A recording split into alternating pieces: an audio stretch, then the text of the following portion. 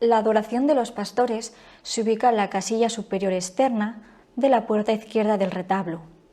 La originalidad de esta pintura reside sobre todo en el reposo y en el orden, conjugando arquitectura, paisaje, animales y figuras humanas en un todo armónico, con la magia de un espacio unitario y múltiple a la vez, y con la geometría emanada de una concepción renacentista, dispuesta a aprender el cosmos.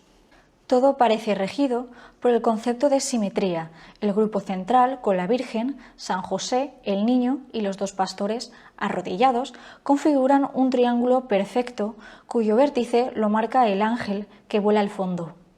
Esta ordenación se rompe por dos callados que actúan de contrapunto, contribuyendo la dirección de las miradas hacia el Niño Jesús.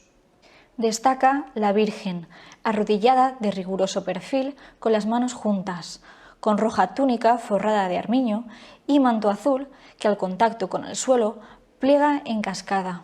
San José está visto de frente, con cabeza muy leonardesca y ligeramente inclinada hacia adelante. Los pastores arrodillados compensan fuerzas en el lado contrario, manteniendo un volumen similar al de las santas figuras. El cuidadoso dibujo se extiende a múltiples detalles de las carnaciones y también a los vestidos, con telas de encendido color y solemne cadencia. A la izquierda de la composición vemos un personaje en pie apoyado en un bastón, que mira hacia fuera del cuadro. Su pose, en contraposto, deriva del artista italiano Filippino Lippi.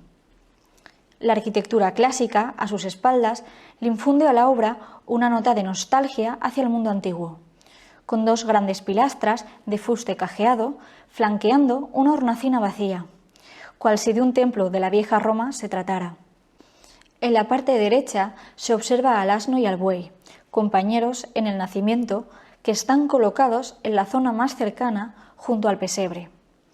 Más adentro, dos pastores, uno en pie y otro tumbado, dirigen su mirada hacia el ángel que sobrevuela en lo alto. Entretanto, otros dos pastores permanecen totalmente ajenos al mensaje celestial. Alrededor suyo hay varias reses que contribuyen a recrear un ambiente bucólico para este pasaje sagrado.